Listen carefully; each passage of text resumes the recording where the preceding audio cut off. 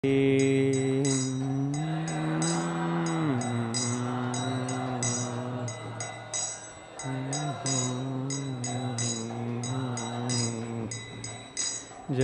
Gopi Janna Vallabha Jayo Giri Varadhari Jayo Giri Varadhari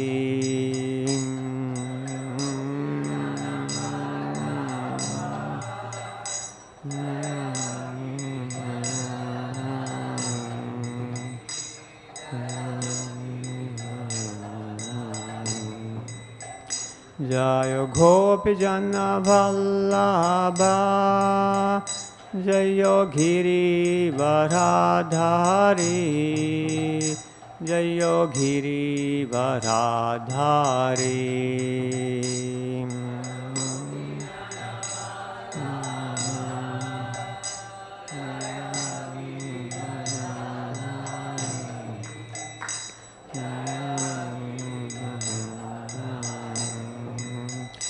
Shodanandana Braja Jana Ranjana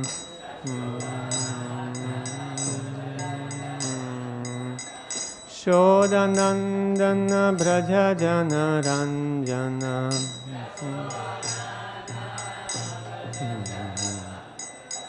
Yamuna Tira Vanachare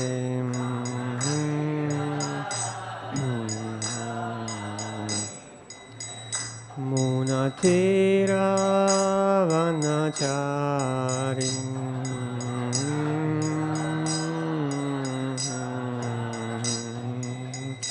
Jayo Radha Madhava Jayo Kunja Bihari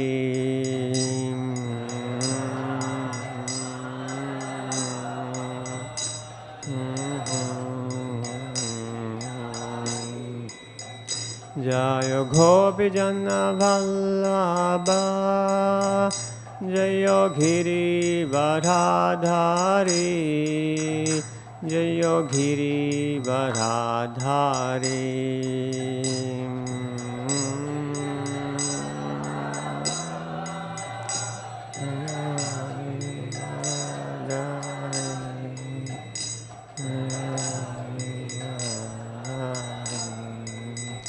Shodanandana Braja Jana Ranjana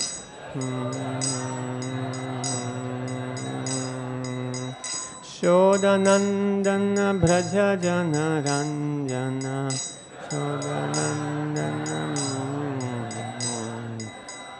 Amunatira Vanachari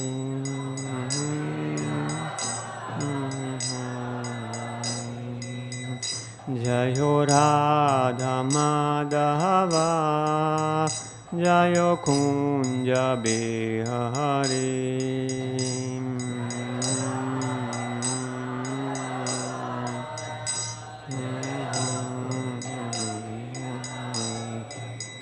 Jayo Radha Madhava Jayo Kunja Bihari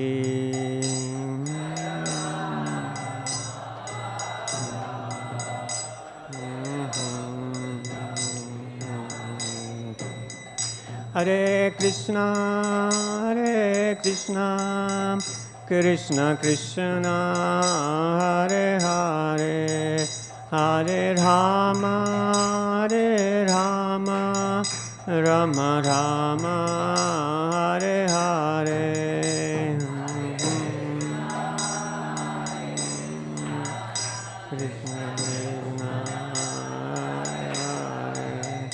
Hare Rama, Hare Rama.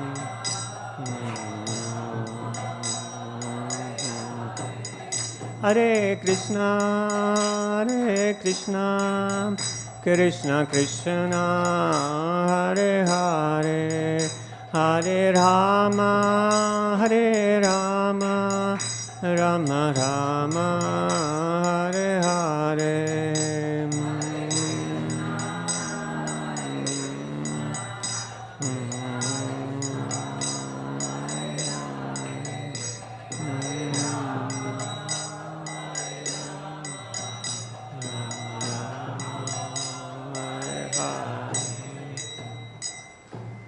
Shri Radha Madhava ki jai, Srila Prabhupada ki jai, Grantaraj Srimad Bhagavatam ki jai.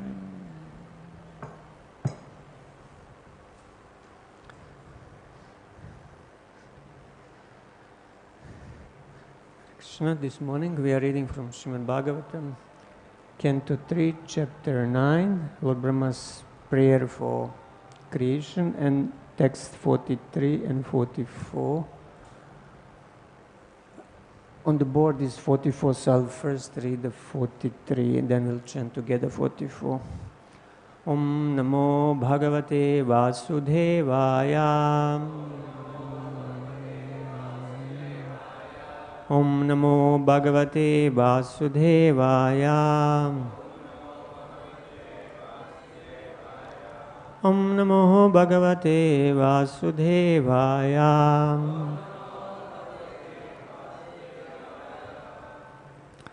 So Shloka 43, Sarva Veda Maya Nedham Atmanatmana Yonina Praja Srija Yatha Purvam Yascha Mayanushirate. Translation: by following my instructions, you can now generate the living entities as before, by dint of your complete Vedic wisdom and the body you have directly received from me, the supreme cause of everything. And now Shloka 44. Maitreya Vacha Tasmaivam Jagat Srashtre Pradana Purusheshvaram Yajyedam Svena Rupena Kanjanabhastiro Dade. Maitreya Vacha Tasmaivam Jagat Srashtre Pradana Purusheshvaram Yajyedam Svena Rupena Kanjanabhastiro Dade. Please chant. Vacham.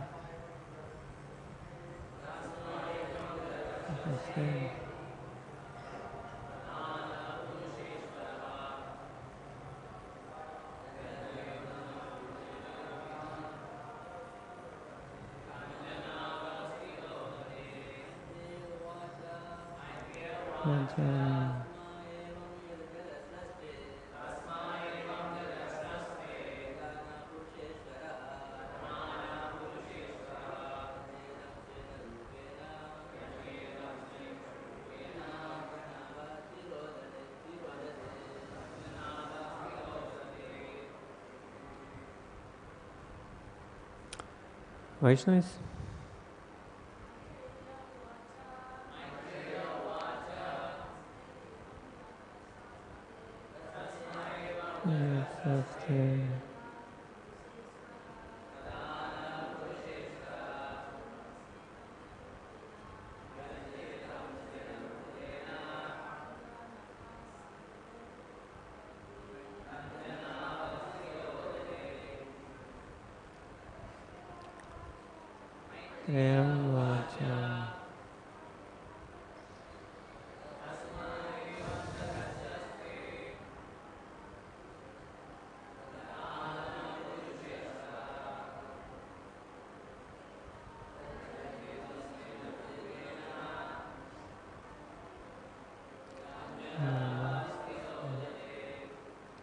Maitreya Vacha. The sage Maitreya said, Tasmai, unto him, Evam, thus, Jagat Srashtre, unto the creator of the universe, Pradhana Purusha Ishvara, the primeval Lord, the personality of Godhead, Yajya idham, after instructing this, Svena, in his person, Rupena, by the form, Kanjanhaba, the personality of Godhead Narayan, Tirodhade, disappeared. Translation and purport by His Divine Grace A.C. Bhaktivedanta Swami Srila Prabhupada. The sage Maitreya said, after instructing Brahma, the creator of the universe, to expand, the primeval Lord, the personality of Godhead, in His personal form as Narayan, disappeared. Purport. Before his activity in creating the universe, Brahma saw the Lord. That is the explanation of the Chaturshloki Bhagavatam.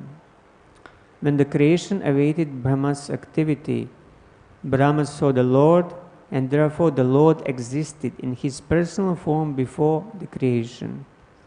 His eternal form is not created by the attempt of Brahma, as imagined by less intelligent man. The personality of Godhead appeared as He is before Brahma, and He disappeared from Him in the same form which is not materially tinged. Thus end the Bhaktivedanta purports of the 3rd canto, 9th chapter of the Srimad Bhagavatam, entitled Brahma's Prayers for Creative Energy. Om Jnana-timirandasya Gnanjana-shalakaya Chakshur Unmilitam Yena Tasmai Shri Gurave Namaha. Namo Vishnupadaya Krishna Pristaya Bhutale Srimate Bhaktivedanta Swamini Iti Namine. Namaste Saraswati Deve Gauravani Pracharine Nivishesha Shunyavade Paschatya Deshatarine.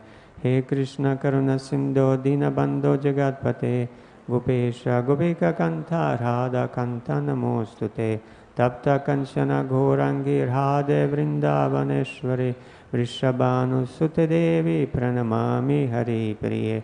Namo Mahavadanyaya Krishna Prema Pradayate Krishna Krishna Chaitanya Namne Gaurat Vishe Namaha. Jai Shri Krishna Chaitanya Prabhu Nityananda Shri Advaita Gadadhar Shivasadi Gaura Bhakta Vrinda. Hare Krishna Krishna Krishna Hare Hare Hare Rama Rama Rama Hare Hare. So we are just at the end of the 9th chapter, Lord Brahma's prayers for creative energy. With these 2 shlokas we finished the 9th chapter. So it is described in the Shrutis, in Upanishads, that before the creation only Supreme Lord Vishnu existed. There was no Brahma, there was no Shiva, there were no demigods, nobody was there. Only Lord Mahavishnu, who was lying on the causal ocean. And by his breathing, all the universes manifested in seed forms. And from these seed forms, they generally developed into gigantic, innumerable universes with all the planets, demigods, animals, human beings, living entities.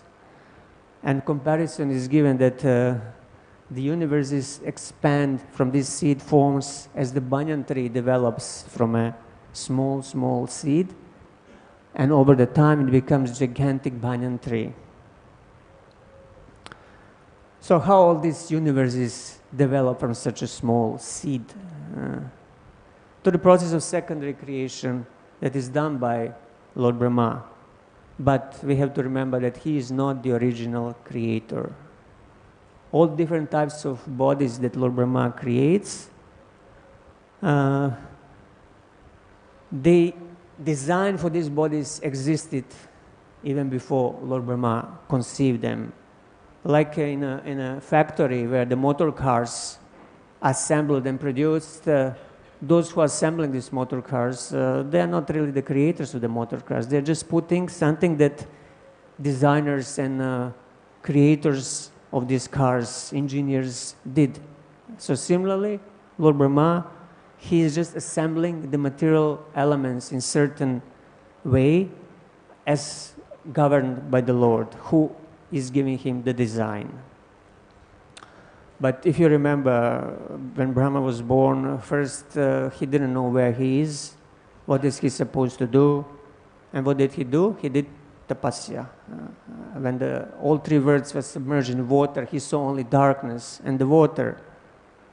And then he went down to the stem of the lotus flower to find, he couldn't find.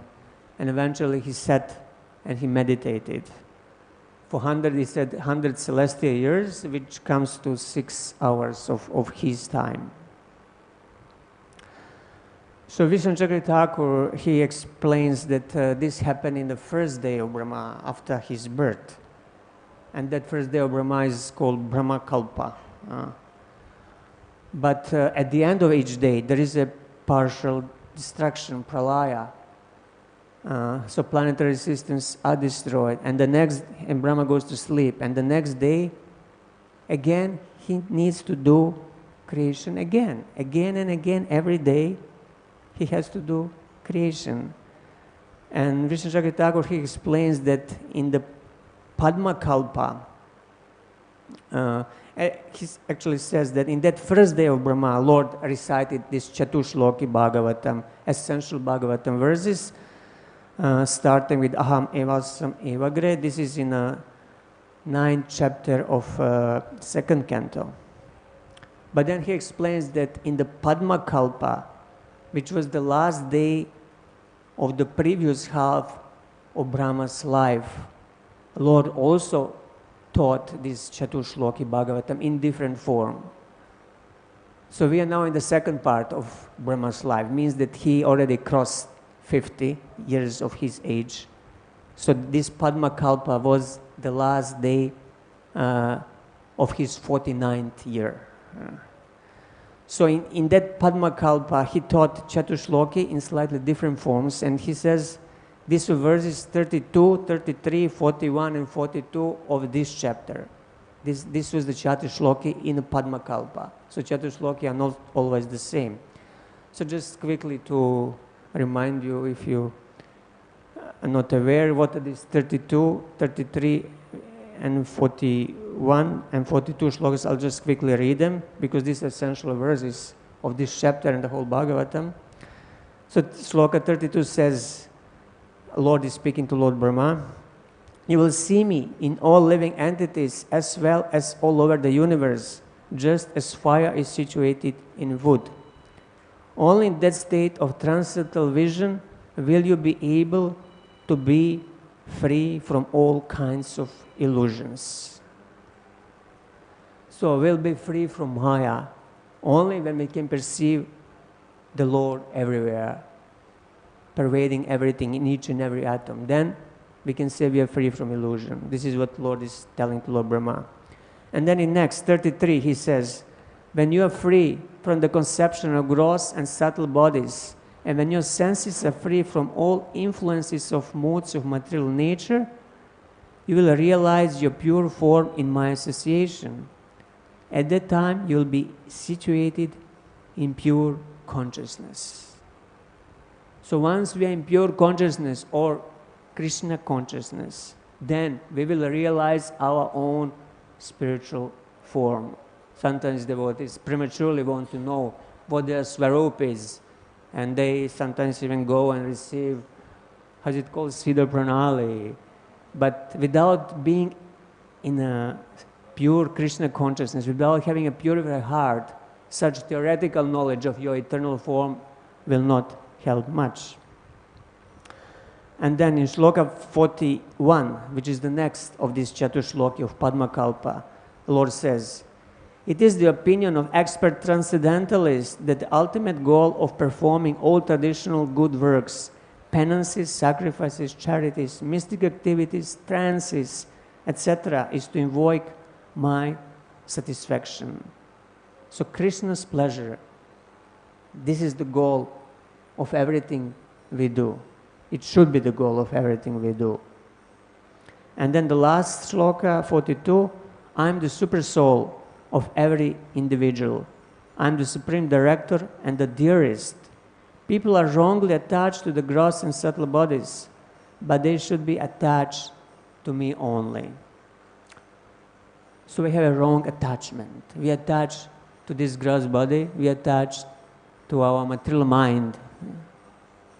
And this is causing the problem. The Lord doesn't say we should not be attached, but we should be attached to Him only, not to our body and everything else related to the body.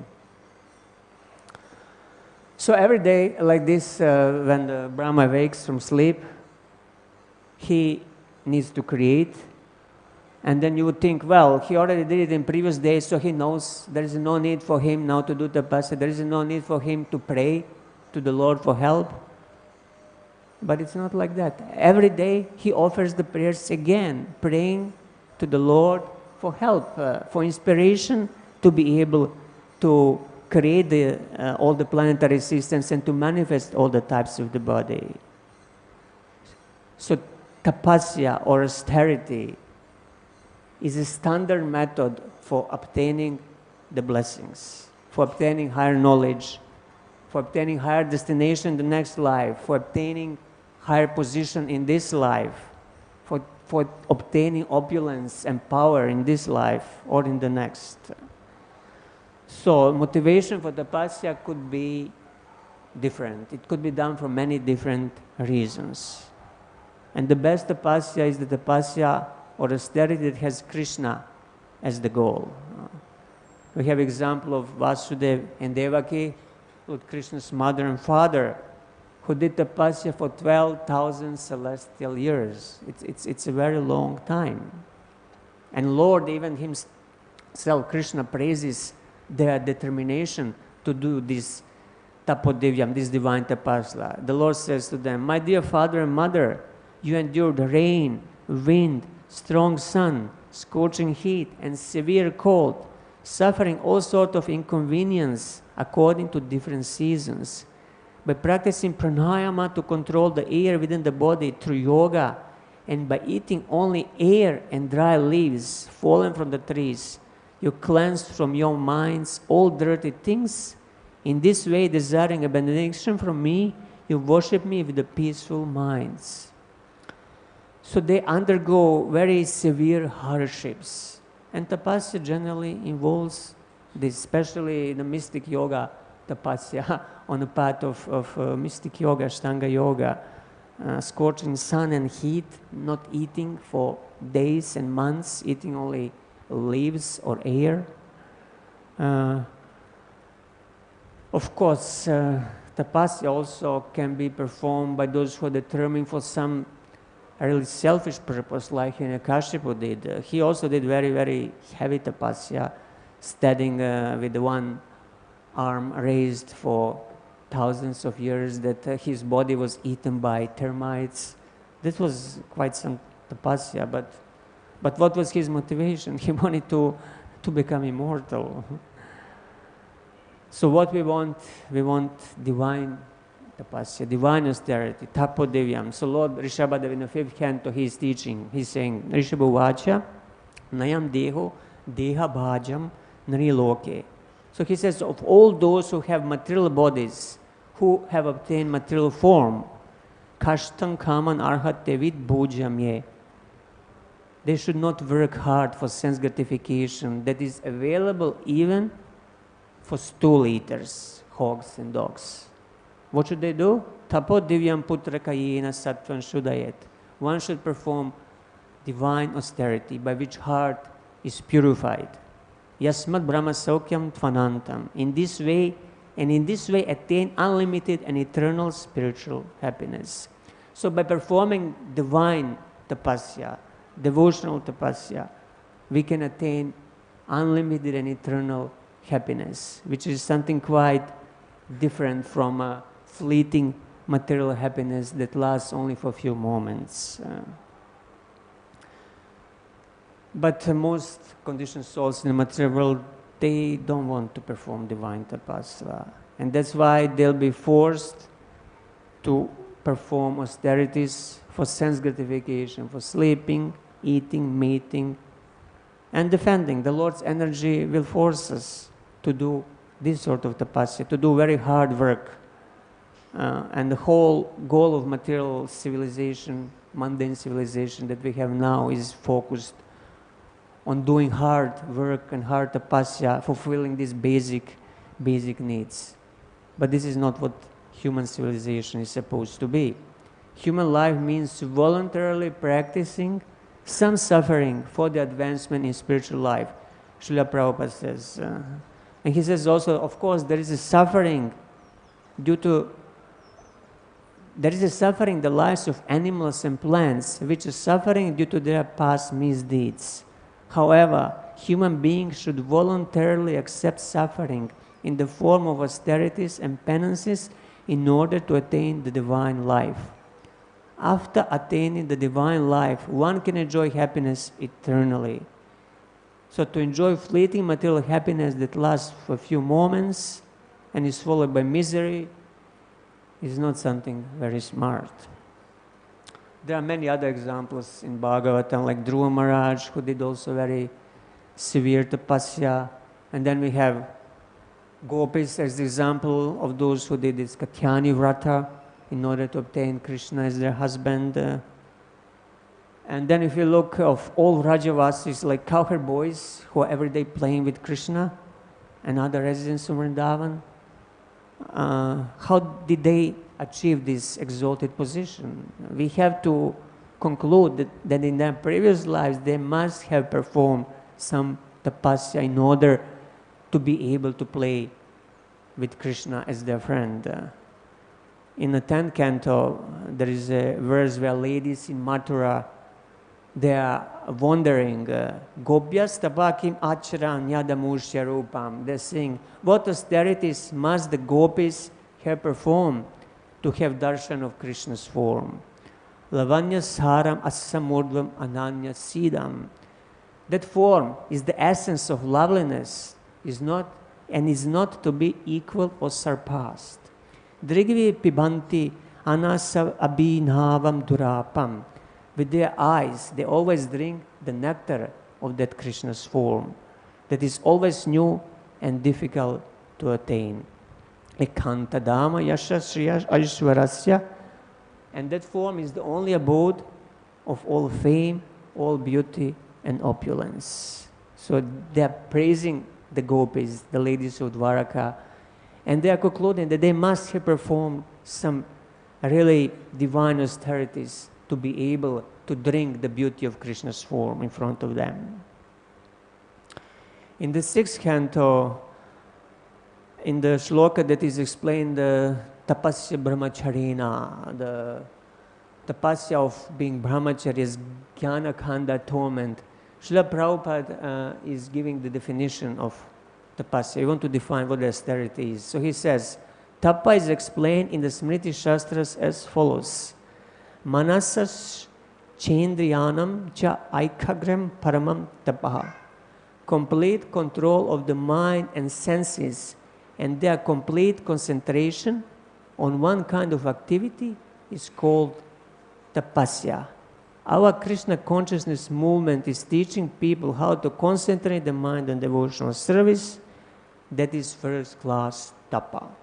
So complete concentration of the mind and senses on one thing is called tapasya. And if that one thing is Krishna, then it's tapodeyam, it's divine tapasya. So in order to have a darshan of Krishna's beautiful form, as the gopis did, we need to perform one austerity, and that is to completely concentrate our mind on Krishna, on his form, his name, qualities, and pastimes. Of course, this is easier said than done. Otherwise, everybody would be great yogi and bhakti yogi. But Lord Brahma, he succeeded in that. He completely concentrated his mind on the Lord, and as the result of that, he saw the Lord in his heart and understood who the Lord is and who he is and what is he supposed to do, how he's supposed to create. So that's why he offered, after having darshan of the Lord in the heart, he offered a prayer to have this creative ability. He knew that he himself cannot do it, that he needs empowerment.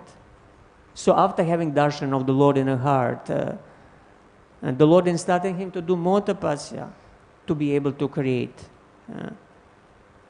or rather to become an instrument of creation, instrument in the Lord's hands. So without empowerment, nobody can do anything significant.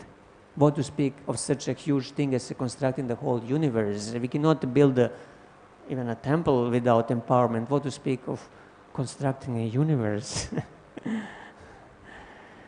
So, although he did this process of creation the previous days, each day he prays again and again to the Lord, please help me do this service, help me manifest the universe, construct the universe. So how many times we did something and we thinking we know this. So we thought, I know this, I can do it. I already did it many times. But then, when we need to do it again, somehow we got stuck. The mind gets blocked and you can't remember anything. Have you ever found yourself in such a situation? So this happens when we think we are the doer and we forget that we need mercy and blessings from above in order to be able to do anything significant. So conditioned soul in the conditioned consciousness thinks that he is the doer. So Bhagavad Gita says, Prakriti kriyamanani gunai karmani sarvasraha ahankara vimudatma kartakamiti manyate. The spirit soul, bewildered by the influence of false ego, thinks himself the doer of activities that are in actuality carried out by three modes of material nature. So only when somebody acts on the platform that is above the gunas, then inspiration and intelligence to act comes from the Lord who is the within. Then the Lord is guiding us what to do and how to do. He gives us the intelligence. But we have to raise above the gunas. There are many examples of creations done through divine inspiration.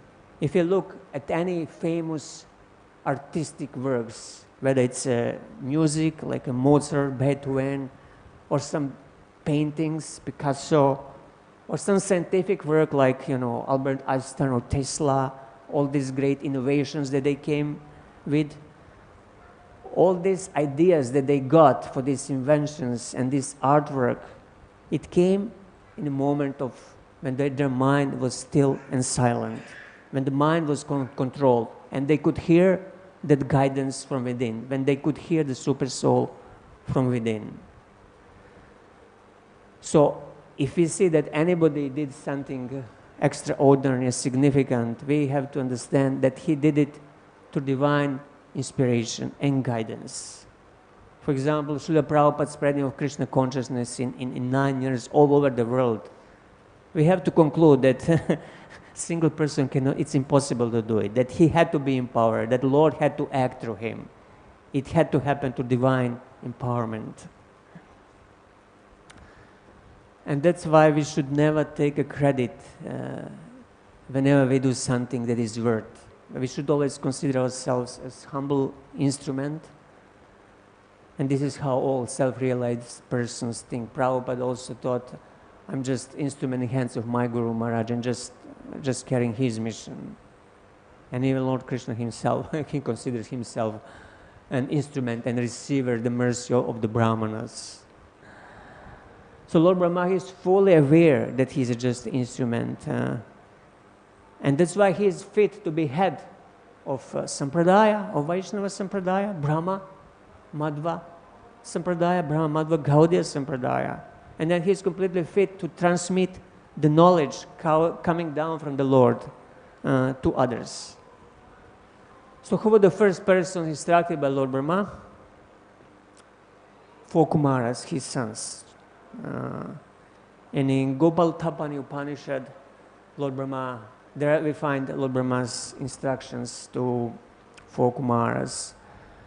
Gopala Tapani Upanishad is the favorite Upanishad of Gaudiya Vaishnavas because it describes Gopal, Krishna, and his supremacy, his worship and process of meditating upon him. That's why it's considered the crash jewel of all Upanishads. So it described in Gopala Tapani Upanishads that once upon a time, inquisitive sages, 4 Kumaras, headed by Sanaka, they asked 4 questions to Lord Brahma. First question, was who is the Supreme Lord, who does the death, second, who does the death personified fear, or in other words, whose devotees can surpass the cycle of birth and death. Third question, by knowing whom is there nothing left to be known? And fourth question, by whose inspiration is this material world moving? So these were the four questions that the sages, that were just 5 years old boys, they had. And they came to their father and humbly inquired.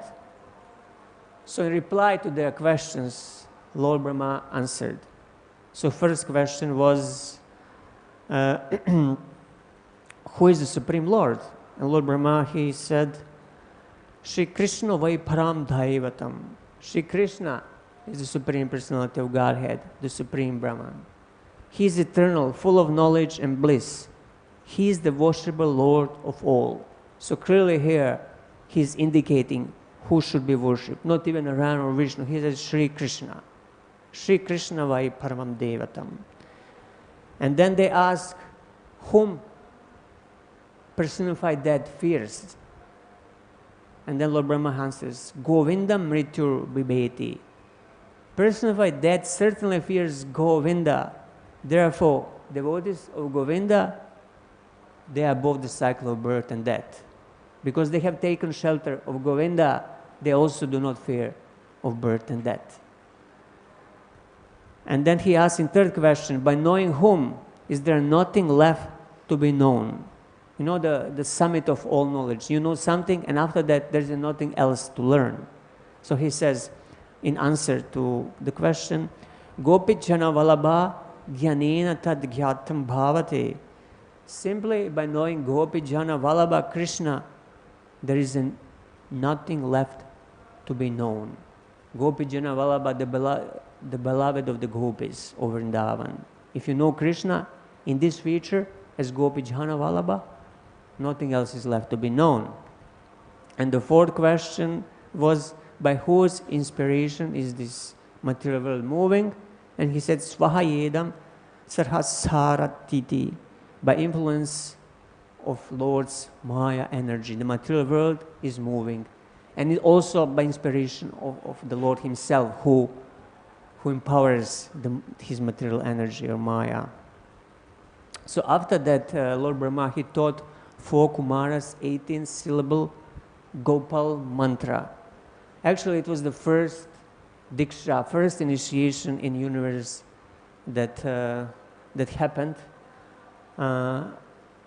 We all, those who got the second initiation, we all got this Gopal mantra, and this is understood to be the primary Diksha mantra, Gopal mantra. So we all who have second initiation chant this mantra, which starts with Kama Bija, Klim, and ends with the word Swaha. So satisfied with the answer, Sanaka, one of the 4 Kumaras, he inquired further. Then he asked, who is Krishna? Who is Govinda? Who is Gopijana Vallabha? He wants more knowledge about this. And what does the word Swaha refer to in the mantra you have given us? So Lord Brahma, he replied to them, who is Krishna? He said, Krishna is the one who is all attractive. This is the meaning of the name of Krishna. He destroys all sinful reactions, even of atheists who pronounce his name. So what to speak about the others? Krishna is Sachidananda Vigraha. He is eternal, full of knowledge and bliss, and he is the ultimate object of worship.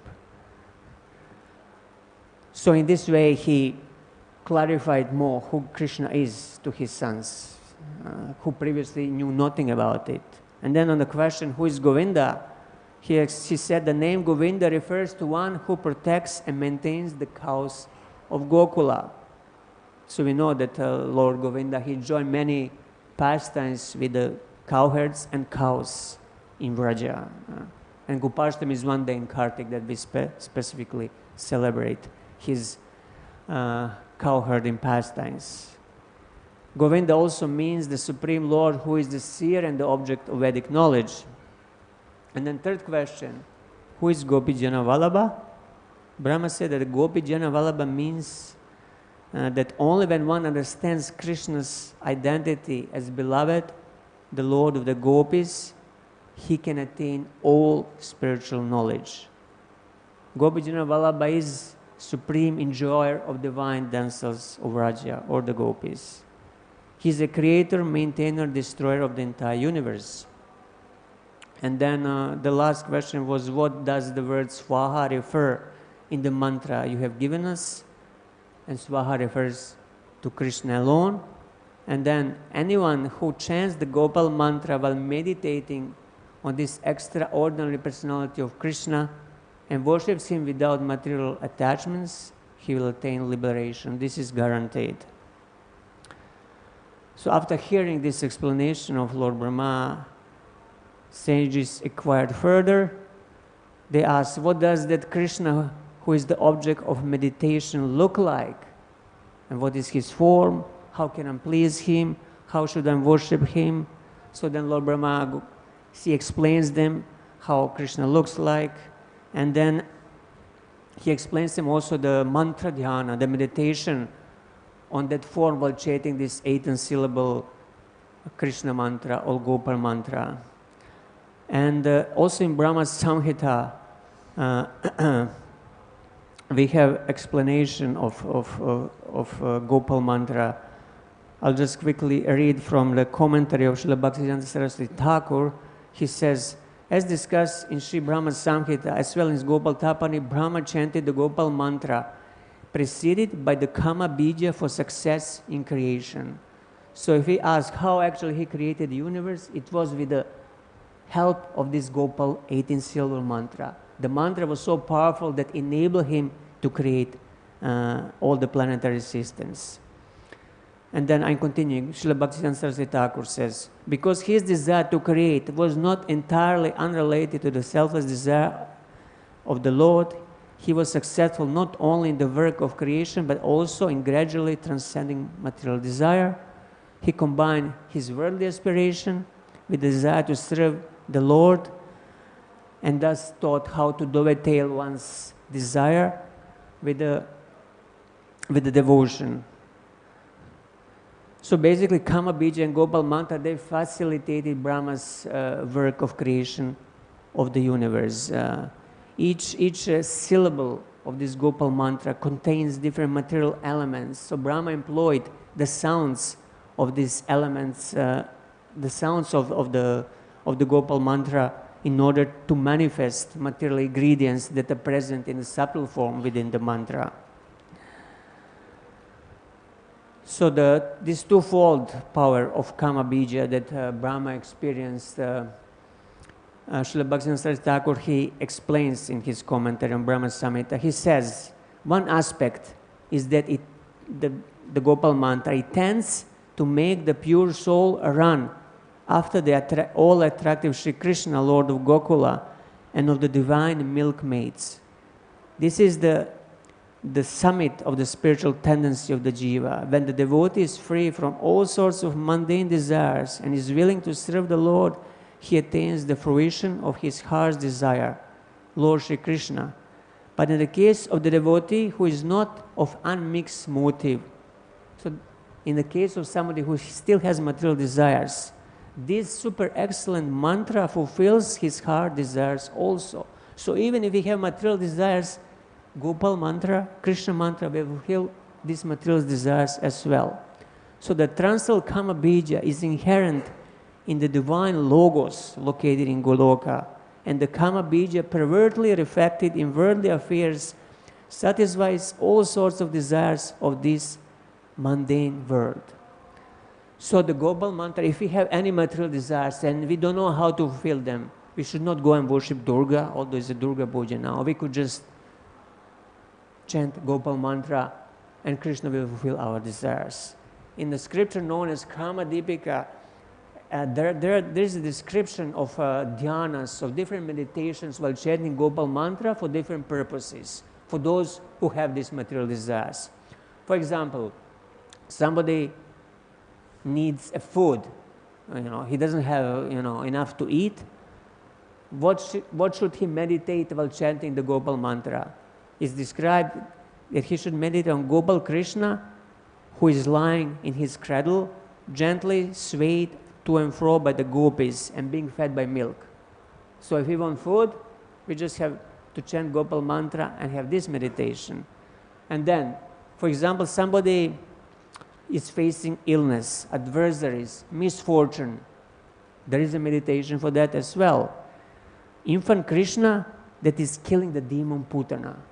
So we can chant just Gopal mantra and meditate on Krishna killing Putana, and our enemies will be defeated, or our disease will vanish. Or somebody desires a long life and good health, he should meditate on youthful Krishna carrying milk and curd in his hands. Or maladies caused by poisoning, Krishna dancing on the hoods of Kaliya. Or excessive rain, storm, lightning, earthquakes, Krishna holding Govardhan hill with his left hand. Drought or fever, Krishna is sporting Yamuna river with the gopis. Vanquishing the opponents, the enemies. Meditation of Lord Vishnu riding on Garuda and killing his enemies. So these are just some illustrations to illustrate the potency of the Gopal mantra, which has also, this material potency, not only the spiritual potency.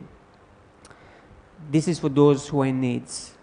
But unalloyed bhakti is the primary teaching of Gopal Tapani Upanishad, meaning worshipping Krishna without any material desires. And the Lord Brahma defines this unalloyed bhakti in Gopal Tapani, saying, Bhaktir asya bhajanam tadiha mutropadi nairasya naivadas musmin manasa kalpanar etad eva naishkarmyam. Devotion is worship of Him, and such worship consists of absorbing mental faculties in Him without desiring anything in this life or in the next. So this worship is the salvation, the freedom of all bondage. So bhakti is defined as complete absorption of the mind in Krishna. And Lord Brahma says in Gopal Tapani, actually this is the first sloka where he is invoking auspiciousness. He says, Sachidananda Rupaya Krishna Klishta Karine Namo Vedanta Vedya Gurave Bodhi Sakshine. I offer obeisances to Krishna, the form of eternity, knowledge and bliss, whose every act is wonderful, who is the object of knowledge, identified by the Vedanta, and who is the Guru, the witness present in the intelligence, Bodhi Sakshine. Okay, I think I'll stop here. So my main point that I wanted to say in this class, that we need to perform some tapasya. Now the Kartik month is coming, and we are accustomed to take some vratas for Kartik month, to chant the Mudarashtaka, to offer lambs, to fast, to chant more.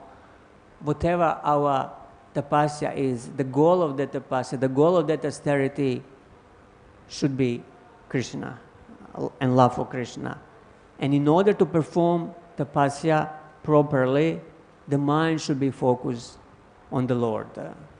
So whether we want to chant more or do something else, we should make sure somehow to focus the mind with one point in attention on Krishna's beautiful name, form, qualities, and pastimes. Then our austerity will be successful and we will receive the benedictions that we wanted. Okay, I'll stop here if any comments or questions. Yes, Ramesh Prabhu. Thank you, Hare Krishna. So, the Lord is empowering Lord Brahma, and then Lord Narayan disappears.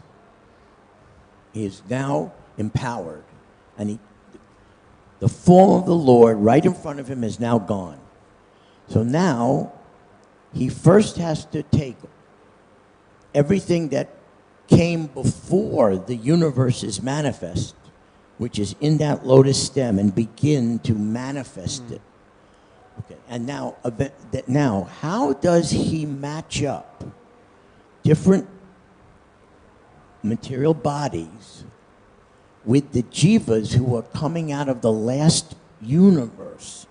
Is his is Brahma empowered to know what is the karma waiting for each and every jiva from the last universe so that he can direct, he or his sons and daughters, whatever, or the material nature, he can direct them into a perfect body just suited for their karma from the last universe where they left off. I'm wondering, is Krishna telling Brahma at every moment how to do this, or is he empowered and he can see the karma and just create the bodies appropriately? I've always wondered about that. Yeah, the Lord Brahma, this is just even to think about it, to match all the jivas with their karmas with a particular type of body is such a, impossible task. But still, Lord Brahma does by being empowered by Krishna. I don't think Krishna is at every moment telling him, you match this jiva to this body. No, he empowers him, and then Brahma is guided by the super soul within his heart to do the right thing and to match the right jivas with the right bodies. So there are souls in our universe, like Brahma and other Prajapatis that he empowers to be able to see the jiva and his karma to match and move him life after life into the appropriate bodies, like Yamaraj. For example, Yamaraj. They're Yamaraj. empowered to be able to see Yeah. karma, which is invisible to us. Yeah, it's incomprehensible. But by Yamaraj also, for example, he's basically like a super soul. He sees when the millions and billions of conditioned souls do sinful activities, and he exactly knows what he did, and he exactly knows which punishment to give. This has to be great empowerment, and Yamaraj is one who is empowered to do this. And there are other demigods who are also empowered to do other very, very difficult things. So this And is vastly yeah. beyond our We human brain to even begin to comprehend such power, such empowerment that they can do this. It's quite incredible. But- and I love what you said. He has to do this every single day all over again. That Yeah, was yeah. great. Thank you. Thank you, Prabhu. Radhacharan Prabhu in the back.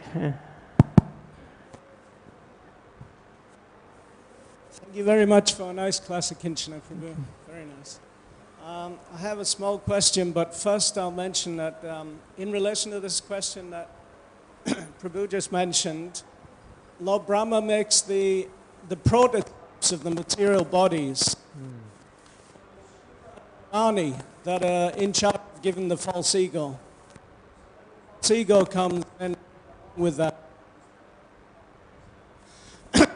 Question is, Just keep it closer because we couldn't hear. yeah, Lord Shiva and Bhavani give the false ego. And then a material body forms around that with all the trimmings, whatever comes with it,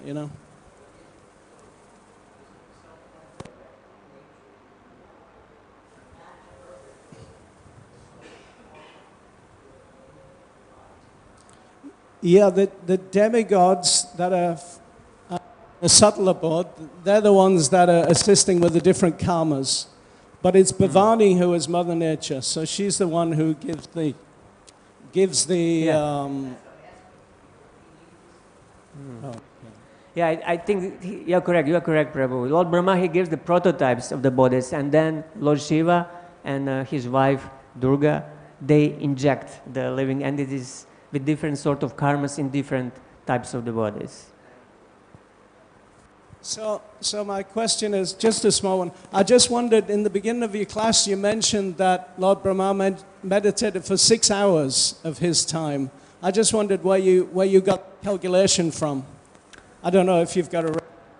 Yeah, I found in a, I cannot quote now exactly, but this was discussed in the second canto, and there were some slokas there, and we actually, calculated 100 celestial years. We calculated that it comes to half day of Rama, which comes to 6 of his hours. I could actually find the exact shlokas and give it to you, but I calculated it, and I just remember now the outcome of that calculation. And Ramesha Prabhu wanted to comment also something on that. Yeah. we've been discussing this 100 years by celestial calculation. This is like, In Svarga, this is in Svarga. Yeah. this is like, I'm going to use a crude example from America. Monday morning quarterbacking, you can see, the reason I say that is there's no time yet working in the universe. There's no sun yet. There's no celestial world yet. So later on, someone said what Brahma did was equal to 100 years of the Devas, the celestial years. But when he was actually doing it, there was no time yet. There was no Deva calculation of time yet. So it's like after he did it, someone implied that it was 100 years equal to that. There's no other way to think that I can think of even beginning to explain what is that 100 years. Definitely not 100 years of his life, because that does not make sense. He lives only for 100 years of his life, so he cannot meditate for 100 years of his life. And there are exact references, I can find it and I can send it to you, few shlokas where this comes very clearly, that these 100 celestial years equals to 6 hours, half of his day, basically. It's mentioned clearly in the 5th canto. There are few shlokas. I could look for them and give the reference.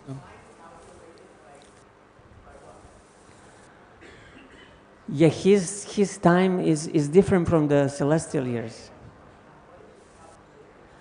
It's calculated by duration of your life. Everybody is supposed to have 100 years of life. So one year is the 100th part of my life. And then every day.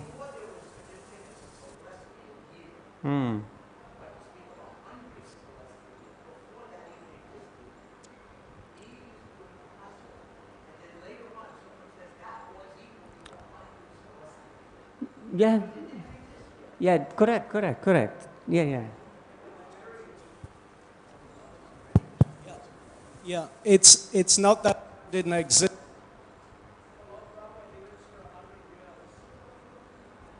Lord Brahma lives 100 years, so time's always going on.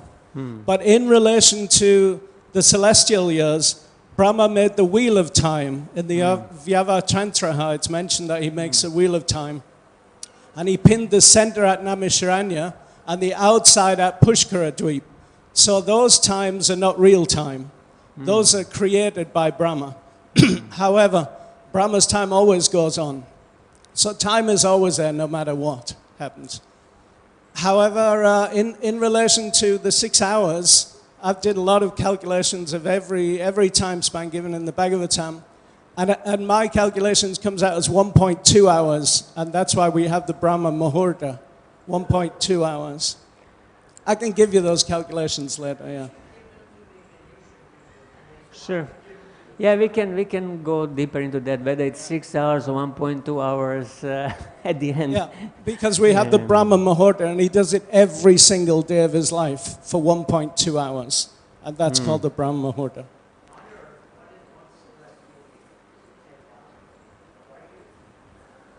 No, one celestial year, we would...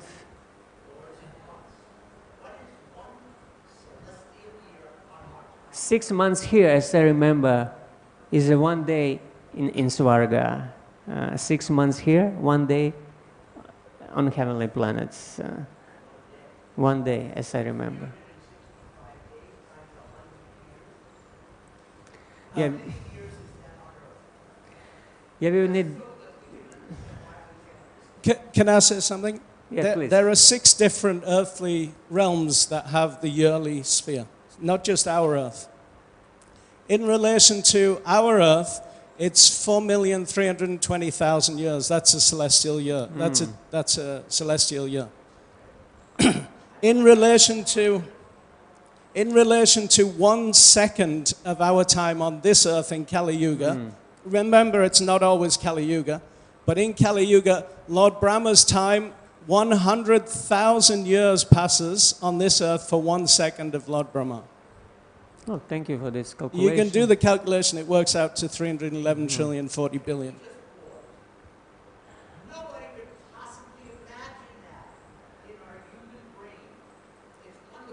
The Bhagavatams give all the calculations for it. We don't have to try.